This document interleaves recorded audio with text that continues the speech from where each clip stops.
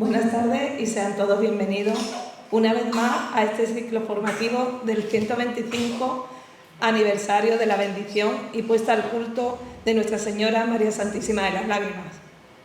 Esta tarde contamos con la presencia de Beatriz Rodríguez López, quien nos disertará sobre en la conferencia bajo el título Luz al Cruz en Lacrimosa, origen, iconografía y representación. Beatriz nace en Las Gavias, una localidad de la Vega, Granada, muy cercana de la capital. A nivel académico, Beatriz cursó el grado de Historia del Arte por la Universidad de Granada, recibiendo la beca de iniciación a la investigación del PRAP propio de la Universidad de Granada. Posteriormente se trasladó a Málaga para realizar el máster en Desarrollos Sociales de la Cultura Artística de la Universidad de Málaga, por el que recibió mención de honor y premio extraordinario de fin de máster. Ha centrado sus investigaciones en el estudio de la iconografía y su representación plástica durante la Edad Moderna, participando en numerosos congresos y realizando publicaciones para instituciones como el Consejo Superior de Investigación Científica de la Universidad de León. Desde el punto de vista profesional, Beatriz es miembro del Cuerpo Superior Facultativo de Conservadores de los Museos de la Junta de Andalucía. Actualmente trabaja en el Museo Ibero de Jaén, velando por la conservación, investigación, difusión y tutela al patrimonio histórico y arqueológico de todos los andaluces, aunque me he enterado que ya vuelve a Granada. Sí. A nivel cofrade, Beatriz manifiesta una gran pasión por la Semana Santa, formando parte de la nómina de hermanos de la Hermandad de la Santa Cena y la Virgen de la Victoria desde muy pequeña. Sin embargo, el centro de su vida como cristiana y cofrade será la bendita imagen de la Virgen de las Nieves Coronadas, patrona de Las Gavias, por la que procesiona una gran devoción, llevando su nombre por cualquier lugar al que va. Así que, sin más, te cedo la palabra, Beatriz. Muchas gracias. Bueno, buenas tardes a todos. Y en primer lugar, pues me gustaría agradecer a la Hermandad de la Columna de San Fernando su invitación a participar en este ciclo de conferencias y bueno, pues felicitaros también por este aniversario que estáis celebrando. Hoy os traigo una... ¿Se escucha mejor ahora? Sí. Bien.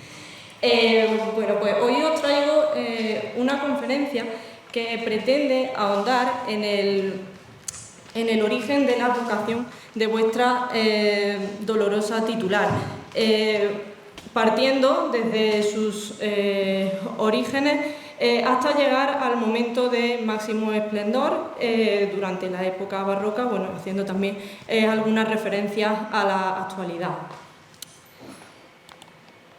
Pero claro, vamos a partir desde el principio, vamos a partir desde qué es lo que consideramos como una vocación de la Virgen y qué sentido tiene. Porque la única referencia evangélica que tenemos hacia el nombre de la Madre de Jesús es la que aparece en el primer capítulo de San Lucas, en el que dice que el nombre de la Virgen era María. Durante los primeros siglos de la Iglesia, siglo II, siglo III, la figura de la Virgen estuvo en un segundo plano. Pero será a partir del siglo IV, con el Concilio de Éfeso, cuando se empiece a debatir acerca del papel que tenía la Madre de Jesús, y entonces se la va a empezar a nombrar como Madre de la Iglesia, Madre de Cristo, Madre del Salvador, etc. A partir de ahí se empezará a conocer a la Virgen con múltiples nombres. Relativos pues, a los misterios o pasajes de su vida, verdades teológicas abstractas, estados físicos o psicológicos, entre los que podíamos encuadrar las vocaciones dedicadas a la pasión, otras relacionadas con frutos, flores, aves. Los nombres de la Virgen van a ser innumerables e incluso durante mucho tiempo, incluso hablar directamente del nombre de María no estaba bien visto durante muchos siglos de la Iglesia. Y bueno, de ahí que se utilizasen también todos estos otros nombres. También bueno, nuestra cultura viene de una cultura mediterránea de carácter politeísta, y digamos que el darle un nombre concreto a cada imagen de la Virgen también es una forma de humanizarla y acercarla a nosotros. De ahí que, bueno, pues que haya innumerables advocaciones. Dentro de las advocaciones pasionistas, la dedicada a las lágrimas de María va a ser una de las más cercanas al fiel y de las que tenga un carácter doctrinal y catequético más importante. No olvidemos que el llanto es una llamada a la empatía del otro, y eso desde los inicios fue canalizado por la Iglesia como una forma también de catequizar a los fieles.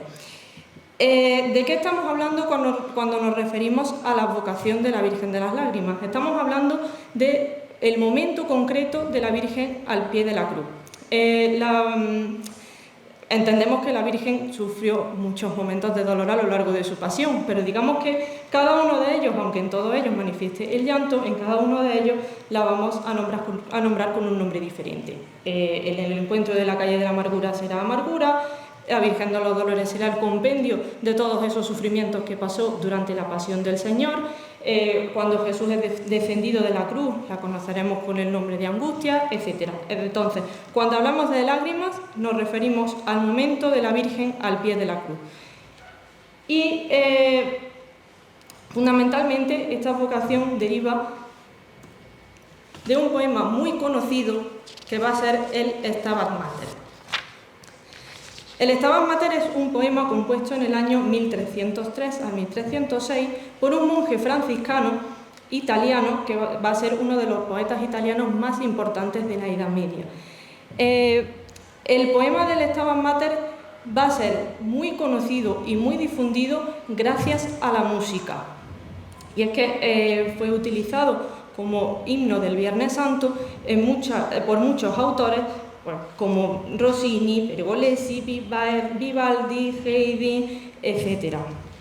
Y ese va a ser el motivo de que, bueno, a día de hoy incluso se sigue versionando. Pues ese va a ser el motivo de la difusión tan extraordinaria que alcanzó este poema. Y para iniciar esta conferencia y que entendamos un poco de qué estamos hablando cuando nos referimos a la advocación de lágrimas, me gustaría detenerme un poco en este poema, porque, bueno, digamos que todos lo conocemos mucho, pero realmente no nos hemos parado a pensar pues, en el trasfondo teológico que tiene.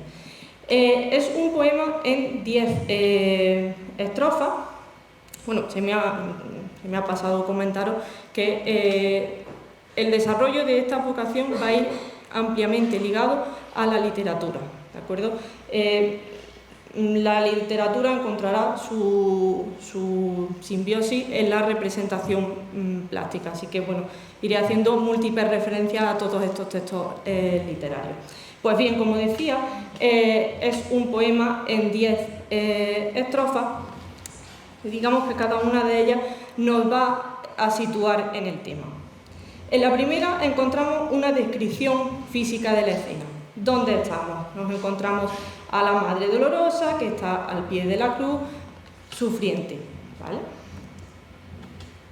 En la segunda nos encontramos la descripción psicológica de la escena. Se hace referencia a ese carácter de madre sufriente al pie de la cruz, con un dolor psicológico. La tercera estrofa ya nos va dando pistas. Nos encontramos una llamada de atención al espectador.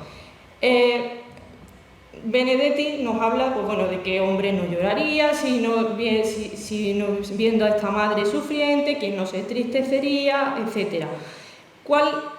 En la cuarta estrofa nos encontramos cuál va a ser el motivo de la muerte del Señor y del sufrimiento de esta madre, el pecado.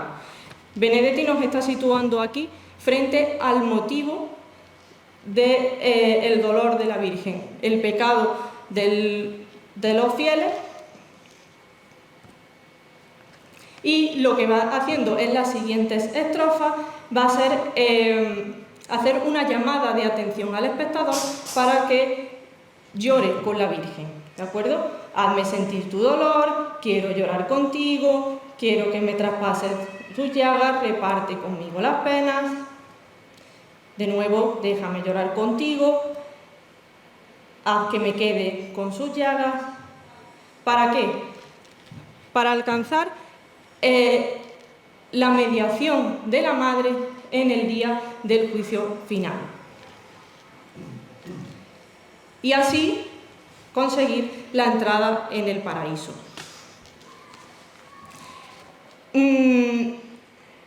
Digamos que aquí en este poema nos vamos a encontrar los fundamentos de la vocación. La Virgen se convierte en un vehículo mediador para alcanzar la salvación y la Iglesia desde sus inicios utilizó las lágrimas de la Virgen como una forma para acompañar a los fieles a la salvación. Pero realmente, ¿qué es lo que sabemos del dolor de la Virgen? Las fuentes evangélicas nos hablan muy poco al respecto de este tema. Nos encontramos básicamente un par de referencias y una que realmente no nos queda muy claro.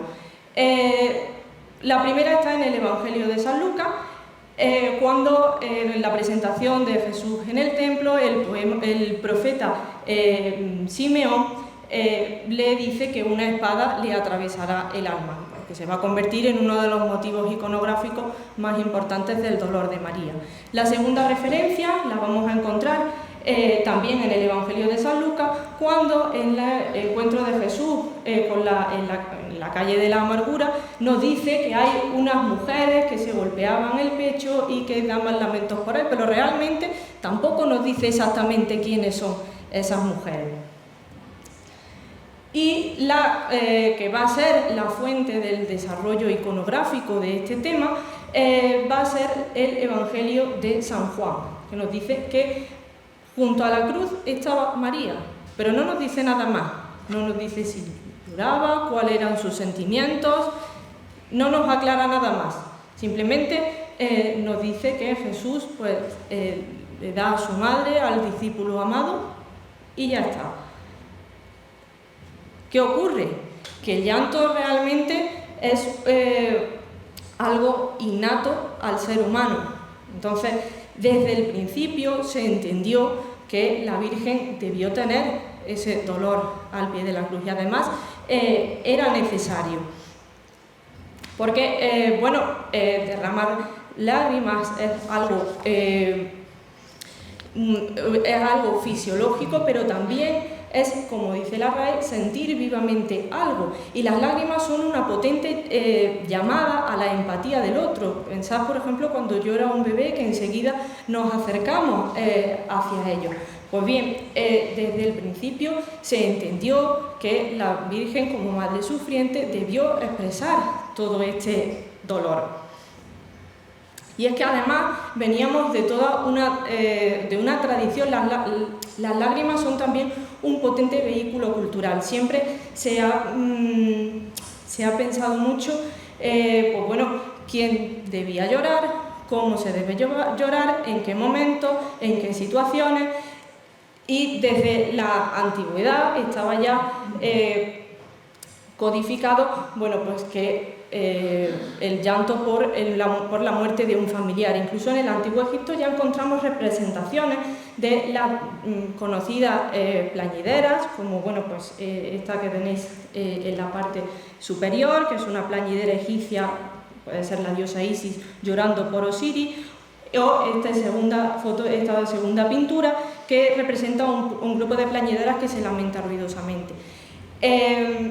Os hablo de todos estos conceptos porque al final explican por qué desde los inicios se quiso hablar del dolor de María y de su llanto al pie de la cruz.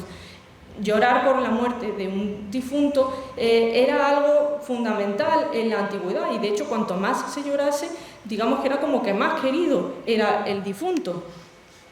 Mirad, por ejemplo, este objeto de vidrio es un ungüentario del siglo I después de Cristo A día de hoy sabemos que se utilizaba para contener perfume, pero durante mucho tiempo se pensó que era para guardar las lágrimas del difunto y enterrarlas con él en su tumba. Tanto es así que en el siglo XIX se siguen haciendo estos mismos objetos como para guardar esas preciadas lágrimas de los familiares. ¿Qué ocurre? Que en las primeras representaciones de la Pasión realmente la Virgen no aparece y tienen un carácter triunfalista. En este sarcófago de la Pasión del 350 después de Cristo, aquí en el centro nos encontramos que la que debía ser la escena de la crucifixión, realmente Cristo no está. Es una escena triunfante. En los primeros siglos de la Iglesia la Pasión tiene ese carácter triunfalista. Tendremos que esperar un poquito después, ya hasta el siglo VI, para encontrar las primeras representaciones del Calvario, como tenemos aquí en esta escena del Evangeliario de Rábula, que con un carácter narrativo ya nos muestra a la Virgen aquí al pie de la cruz. Y además, si os dais cuenta, nos la muestra como en este sarcófago griego. El arte cristiano toma referencias del mundo antiguo para sus primeras iconografías. También en este tiempo vamos a encontrar que aparecen los primeros textos que nos muestran cómo debe llorar un cristiano o qué sentido tienen las lágrimas. San Juan Crisóstomo, padre de la Iglesia de Oriente, nos dice: llora, pero suave, pero prudentemente, pero con temor de Dios. Si así lloras, no lloras como quien no cree en la resurrección, sino como quien mucho se duele de una separación. Este texto nos da las claves de cómo va a ser y cómo se va a entender el llanto de la Virgen, como también debía ser el llanto de un buen cristiano. Digamos que al llanto hay que ponerle límites. Se entiende que es lógico y normal llorar por un difunto, pero siempre hasta el límite de saber que, bueno, que la vida no acaba aquí. Pues bien, las primeras representaciones del Calvario, como estamos viendo, tienen un carácter narrativo. En la anterior la Virgen hacía un gesto de cubrirse la cara, aquí hace un gesto de sostener un pañuelo. Tendremos que esperar un poquito más, hasta el siglo X, para encontrar ciertas formas de afectividad, pero realmente aquí las lágrimas aún no han aparecido.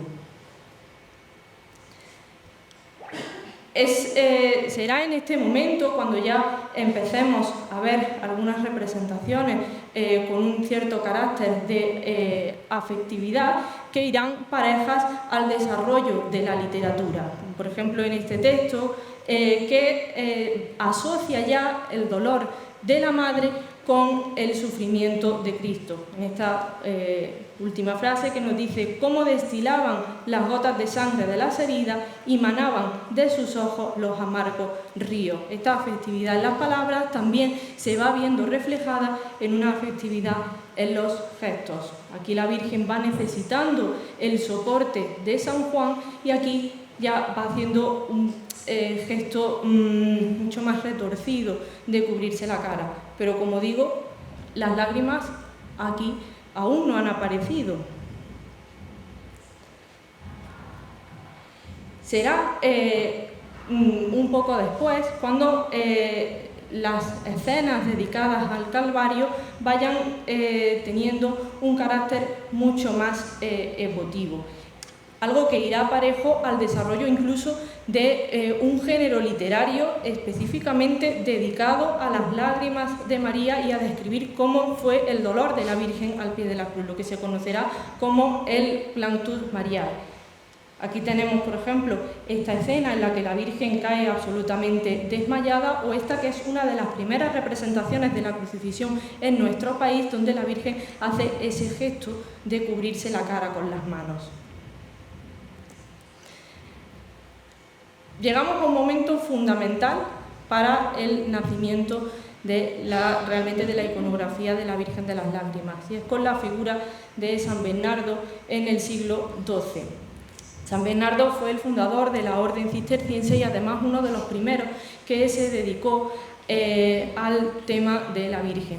Él hablaba de la Compasio Mariae, que quiere decir que el fiel debe sentir el dolor de la Virgen y llorar con ella para alcanzar la salvación. Lo que os comentaba al principio con la lectura del poema del Stabat Mater. Pues bien, esto se fragua con la figura de San Bernardo en el siglo XII y va a ser fundamental para todo el desarrollo de la doctrina en torno al llanto de la Virgen y su representación plástica.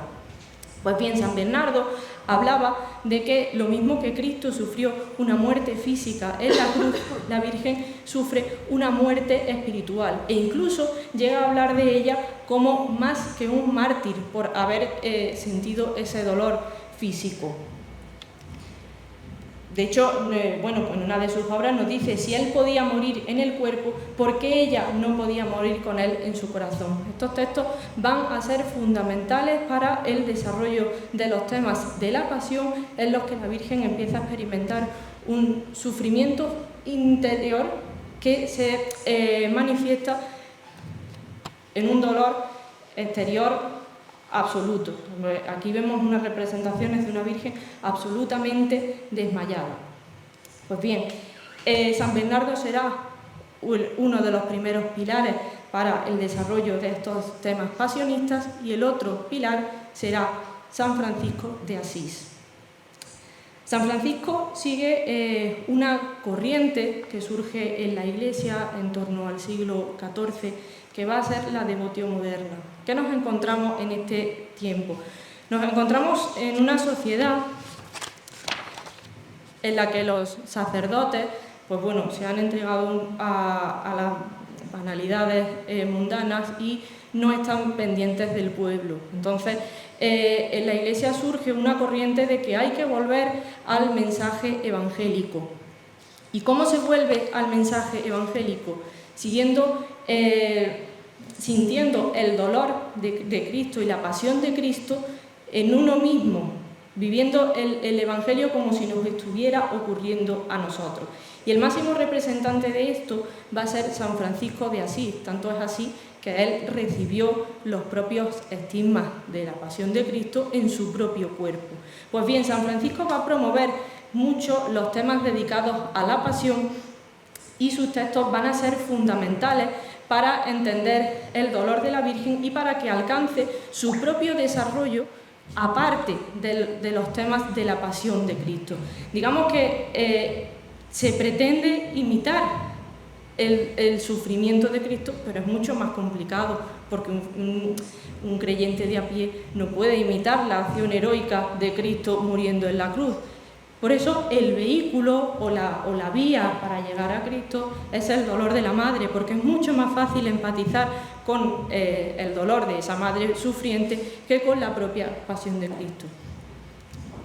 Pues bien, a partir de este momento vamos a encontrar que, en torno al siglo XIV-XV, vamos a encontrar que se dispara la representación de temas de la pasión y la variedad de actitudes de la Virgen. El dolor que se expresa en la literatura, esa muerte espiritual de la Virgen de la que os vengo hablando, lleva a unas representaciones en las que encontramos a María absolutamente desmayada y desfallecida. ¿Qué ocurre? Que ya os he comentado al principio que el llanto de un buen cristiano debe ser contenido, porque debe dejar ver la esperanza en la resurrección. Esta Virgen desmayada no era bien aceptada por la Iglesia porque parecía que ese hijo había muerto sin remedio. Y entonces fue un tema que despertó muchas controversias, pero sin embargo alcanzó un gran desarrollo en el arte. La Virgen, según la literatura de la época, incluso llegó a tener 3 pasmos. Uno, cuando se encontró a Cristo en la calle de la Amargura, el otro, como vemos aquí, al pie de la cruz, y uno más cuando Cristo fue descendido de la cruz. Pero, como os digo, por parte de la Iglesia no eran bien vistas este tipo de representaciones. Llegados a este punto, la figura de la Virgen alcanza un desarrollo propio y será con la escuela flamenca de pintura en torno al siglo XV, la pintura que se hacía en Flandes, cuando encontremos ya por primera vez imágenes en las que podemos ver las lágrimas de la Virgen. Hasta ahora todo lo que hemos encontrado ha sido gestos, acciones, pero ahora nos vamos a encontrar de forma muy directa esas lágrimas. ¿Qué ocurre? Que este tipo de pinturas se van a recibir en nuestro entorno, en la zona de Andalucía, porque, por ejemplo, este llanto de las Santas Mujeres que encontráis aquí en este lado de la pantalla, viene a Andalucía con los Reyes Católicos, formaba parte de la colección personal de pintura de la reina Isabel y ella fue una de las principales benefactoras de este tipo de pintura. Pues bien, como digo, estas pinturas van a ser recibidas por los artistas de la época y tendrán un desarrollo o una influencia fundamental en lo que luego después serán nuestras imágenes vestideras para procesión. Pero, ¿qué ocurre? Que se llega a un punto en el que este llanto resulta exacerbado.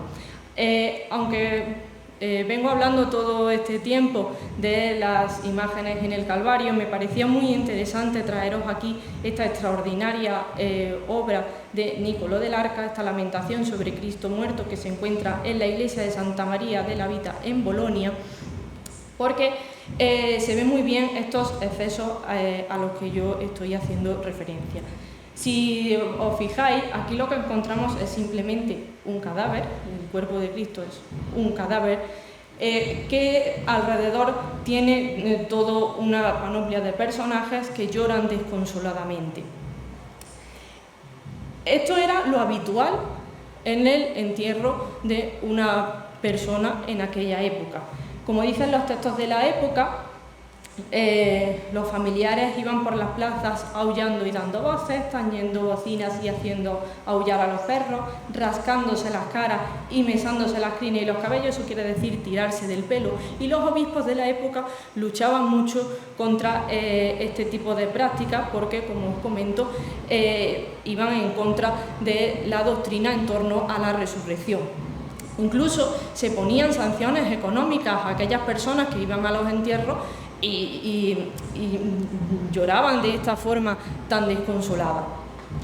Pues claro, si la Iglesia estaba luchando contra estas prácticas, desde luego no podían permitirse este tipo de representaciones, que aunque artísticamente extraordinarias, pues bueno, iban en contra de la doctrina. ¿Qué va a ocurrir? Y es que a partir de 1545 la Iglesia se encuentra en un proceso de reforma importantísimo tras el Concilio de Trento. El Concilio de Trento, además de tratar de otras cuestiones doctrinales que darían para otra conferencia, también se ocupa de las imágenes. Entiende que las imágenes religiosas son necesarias para instruir a los fieles, pero pone una serie de normas: que nada se vea desordenado, que nada esté fuera de lugar, que no se vea nada profano ni nada deshonesto, y además las imágenes pasan a necesitar de la aprobación del obispo. Entonces, a partir de ahora, lo que nos vamos a encontrar van a ser calvarios como estos que tenemos aquí. Este grabador, Hieronymus Boyeris, se va a convertir en el principal artista encargado de difundir las obras que estaban aceptadas por la doctrina católica, y además sus grabados se difundieron por toda Europa, por lo que fue la fuente de inspiración para nuestros artistas más locales. Y aparte, el Concilio de Trento nos va a dar la nueva forma de llorar y el nuevo sentido de las lágrimas después de estos desórdenes. Y aquí nos encontramos frente a una persona fundamental para entender la iconografía dentro del mundo barroco, y va a ser San Ignacio de Loyola, fundador de la Compañía de Jesús. San Ignacio de Loyola propone un método de oración que necesita de las imágenes, y eso va a ser fundamental para el desarrollo de nuestras hermandades, nuestras cofradías, las procesiones, etc. Él escribe un libro, los ejercicios espirituales, que son una guía para la oración y la meditación en 4 semanas, con el objetivo de que el fiel llegue a arrepentirse de sus pecados, sea consciente de ellos y cambie su vida y su actitud para alcanzar la salvación. Pues bien, él propone en su ejercicio lo que será la composición del lugar. Y eso es algo así, como cuando ahora mismo uno va a unas clases de meditación y te dicen que te imagines en una playa viendo los pajaritos, pues algo así, pero llevado un poco a la doctrina católica. Perdonadme por este ejemplo así tan cercano, pero bueno, para que nos entendamos.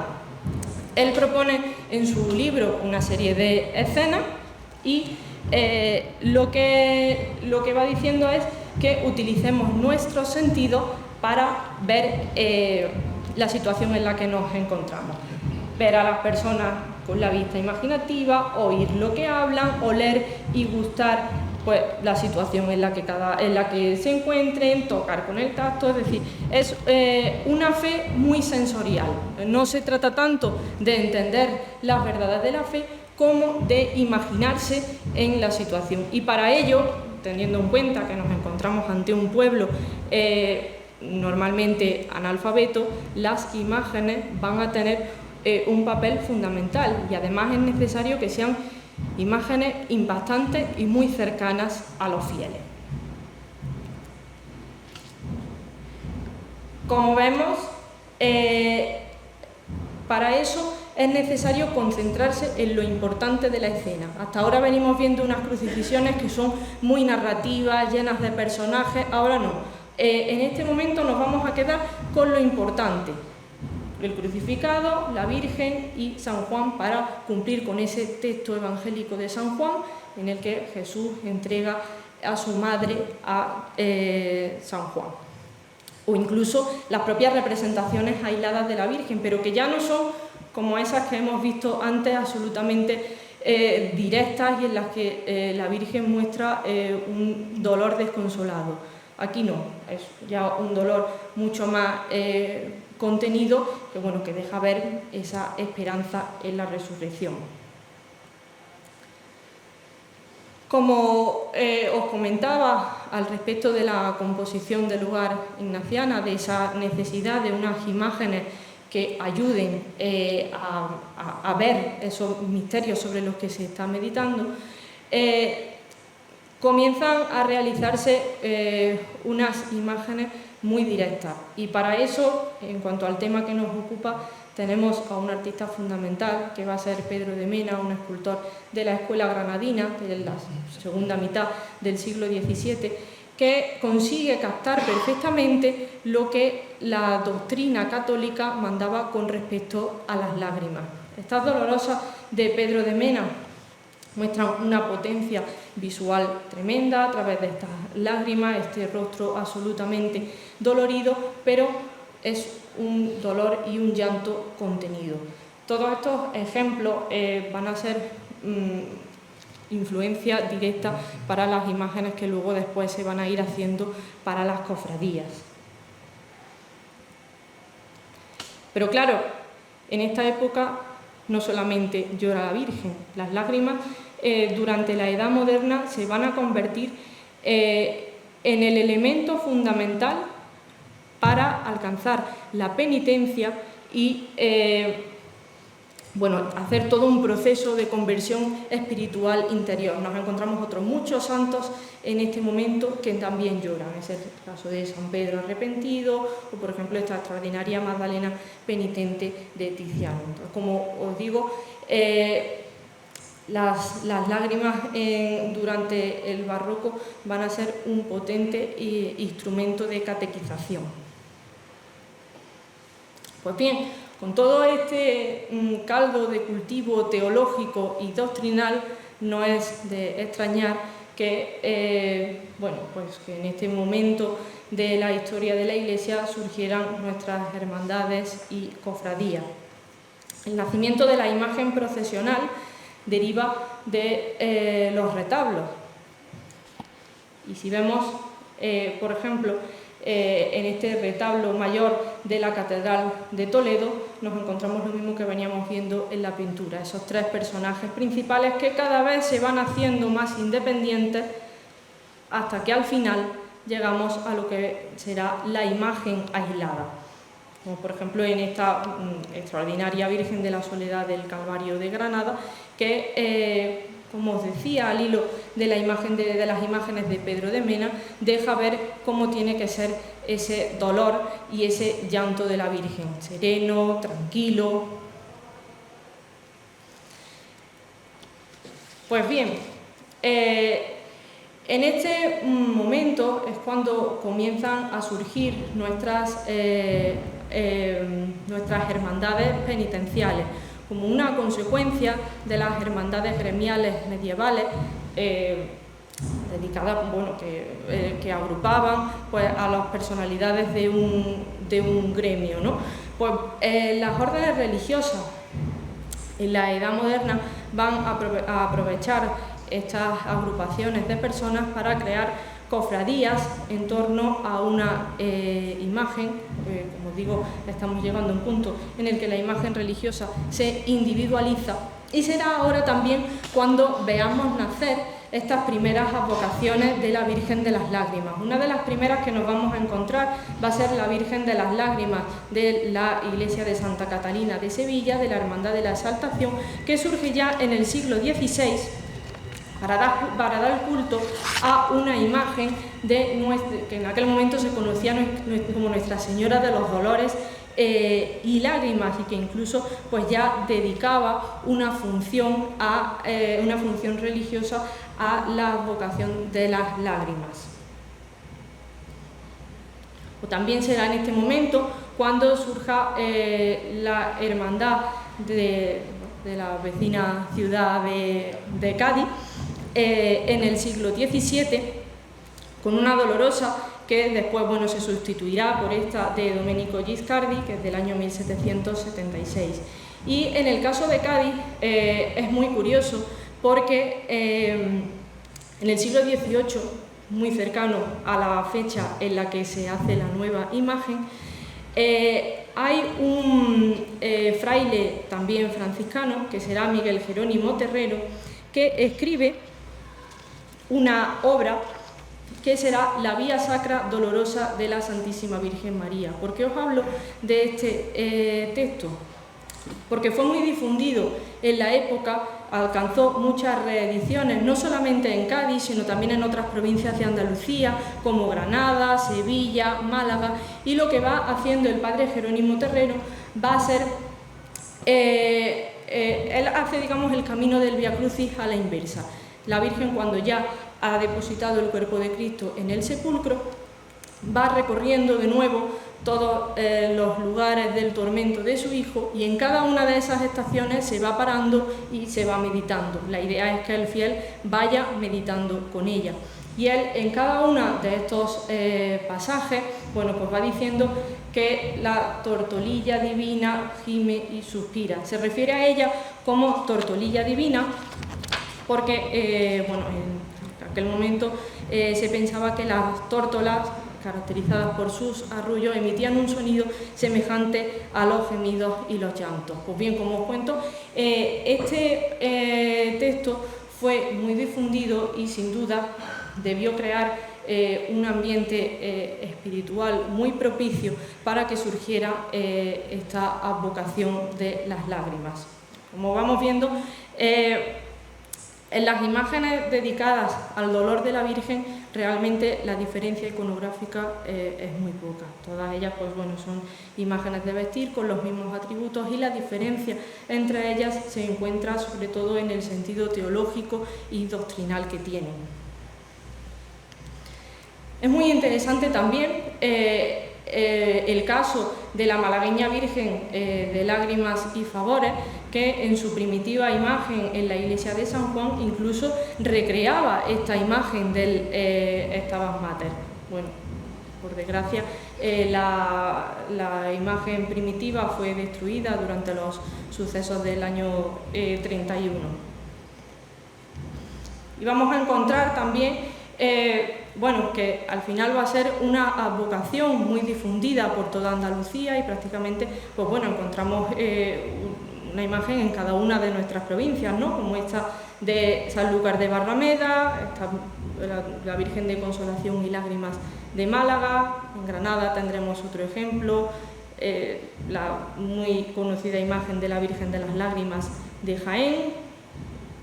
En Córdoba esta extraordinaria Virgen de las Lágrimas en su desamparo, o en Marchina, por poner algunos ejemplos, porque como os digo, es una vocación muy difundida por toda Andalucía.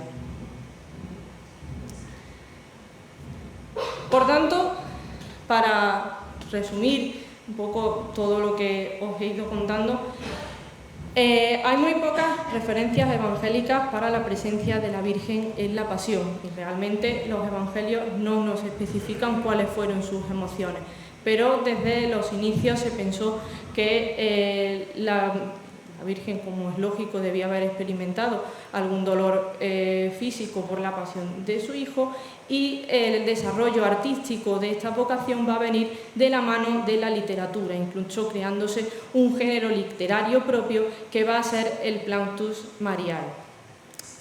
La vocación se forma con la difusión del poema del Stabat Mater y otras composiciones muy similares que tienen como objetivo provocar que el fiel sienta el dolor de la madre y alcance la salvación. Nos vamos a encontrar una gran eclosión y difusión tras el Concilio de Trento, sobre todo en el seno de la religiosidad popular andaluza. La vocación de la Virgen de las Lágrimas está sobre todo centrada en nuestra comunidad autónoma y vinculada al fenómeno de las hermandades y cofradías.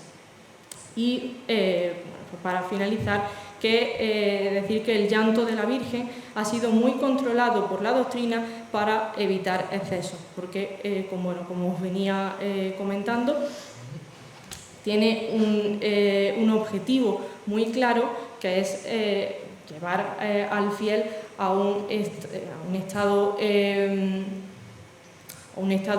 psicológico que le permita la salvación. Por tanto, el llanto de la Virgen debía ser controlado para que mostrase esa esperanza en la resurrección. Muchas gracias por vuestra atención.